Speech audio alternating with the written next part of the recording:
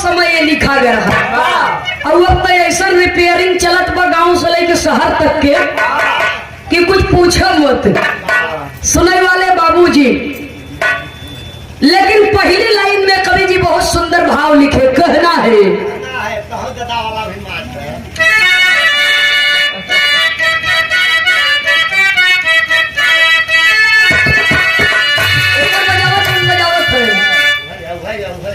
क्या बात है।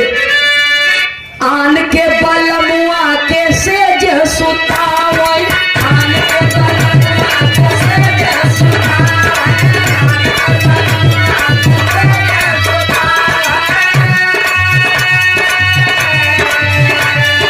अपने बलम जी के रई रई रे रई रई रे रई रई रे, अपने बलम के बिछाई दे है कुंवरा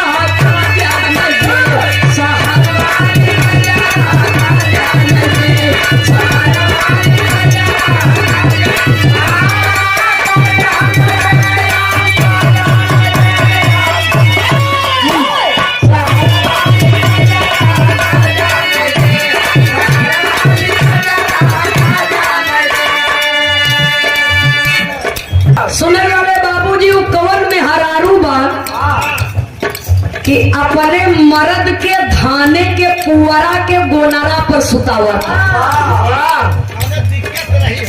और दूसरे के मर्द के अपने सेज पर सुतावा था।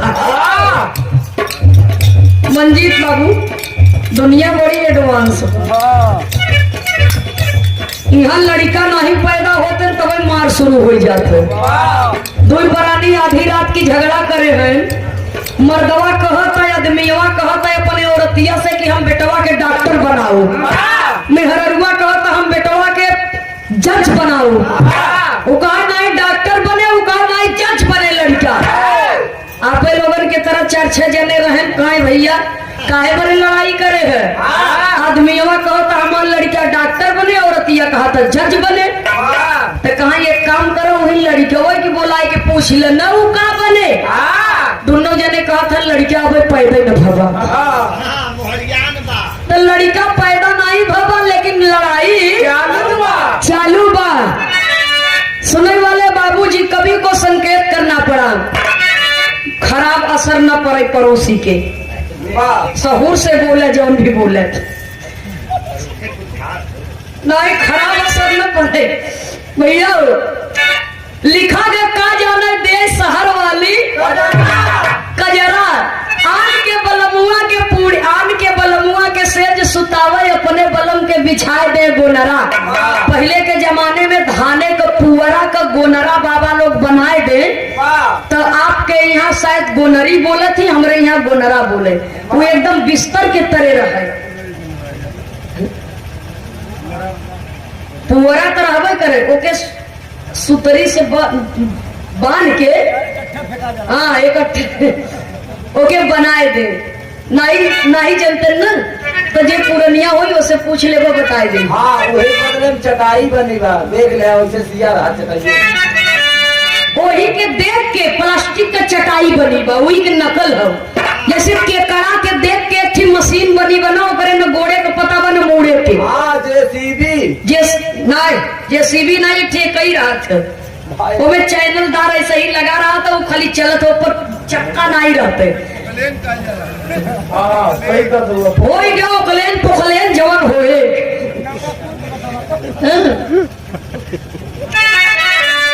तो केकड़ा का देख के बनी वजह से केकड़ा का डिजाइन रहते है। और वही नीतू जी बताई न कि अब के पढ़त बा पुराना चीज भूल जाबा तो रहबा कहाँ। ये पुराना ही न है, नया निर्माण भवा मंदिर के जवानी श्रृंगार होता। आज थोड़ी स्थापित बन की आज जगतानंद बाबा पैदा हो गए, तो पुराना चीज भूल जाबा इतिहास तो रहबा कहाँ भैया हो। इसलिए समय बदल सकता है, नाम बदल सकता है उसका, लेकिन जो धरोहर है उसको यदि आप भूल जाएंगे तो कहाँ रहेंगे। सुनने वाले श्रोता सज्जनों, बिरहा भी पुराना ही रहा। द्वापर युग से बिरहा चलाया हुआ था श्री कृष्ण जी के जमाने से, आज से नहीं पैदा हुआ है बिरहा।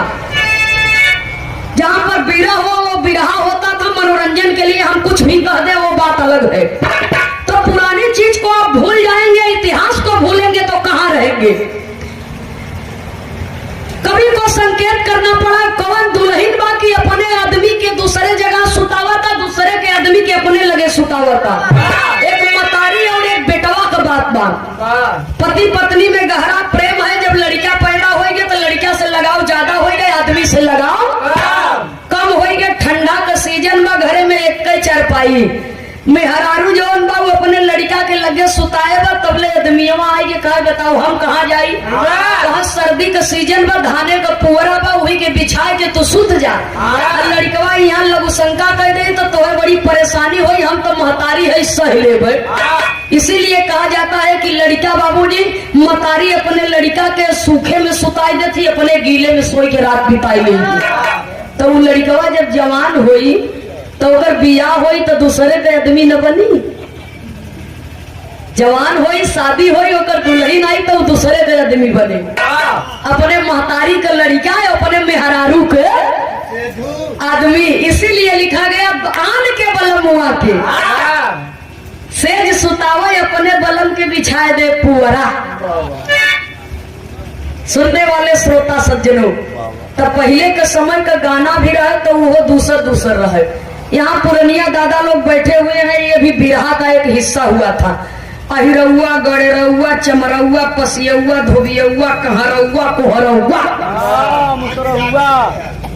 गुड़ौआ, मुसहरौआ, सबका अलग अलग बिरहा हुई। तो भैंस वैंस छोड़ दे जब दद्दा लोग चरे बदे तो पोखरा रहा बरियार जेठ बैसाख के तपत दोपहरिया, अब बगल में एकदम घनी बगीचा रहे तो वही पोखरा में भैंस बोह लेते बुड़ बुड़ के नहात हुई। और दद्दा लोग वही बगीचा में बड़की बड़की लाठी रख के पगड़ी बांध के और वही बगीचा में से बढ़िया चिल्लाए चिल्लाए के कूद कूद के गाँव है। वो भी बिरहा रहा। हाँ, वो लोग तालाब में बोले तो वो बगीचा में बोले। तो गाँव कैसे गाँव भैया हो, आज के पीढ़ी के लिए ये है कि ये भी बिरहा हुआ करता था। एक दो लाइन आप लोगों के धुन सुनाई, उसके बाद एक सामाजिक दास्तान आपके बीच में प्रस्तुत रहेगा। आइए मास्टर साहब।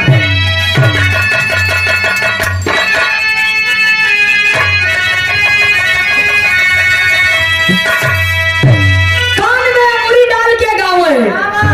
अरे कहा ये हीरा के पुतवा पर, अरे मजे पुतवा ये मरी गईया। अरे ऊंचे खाले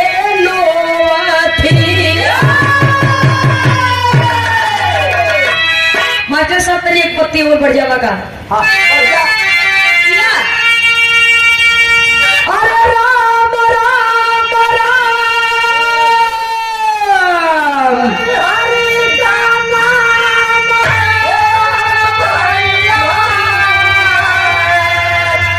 अरे कहा हीरा का पुतवा पर, अरे मजे पुतवा ये मरी गईया। अरे ऊंचे खाले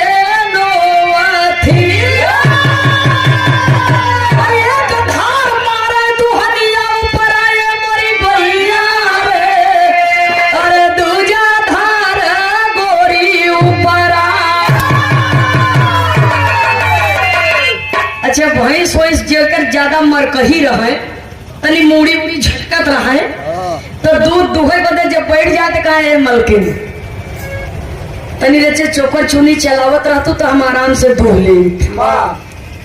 तो मलकिन तनी चोकर चुनी चलावे लगे तो जब दुहे लगे बल्टा जेकरे घरे रहे दुहवैया ओकर तो दूह ले, जौन केहू केहू वैसे रहे तो बल्टा वाले आवे तो खुद दुहे और खुद बल्टा में भर के लेके जाए। तो मलकिन जब चोकर चुनी चलावे लगे तो एक धार वही दुहनी के ऊपर मारे, दूसर का ऐसे तिरछा करके मारे तो मलकिने के ऊपर जाके गिरे। टांगा हुए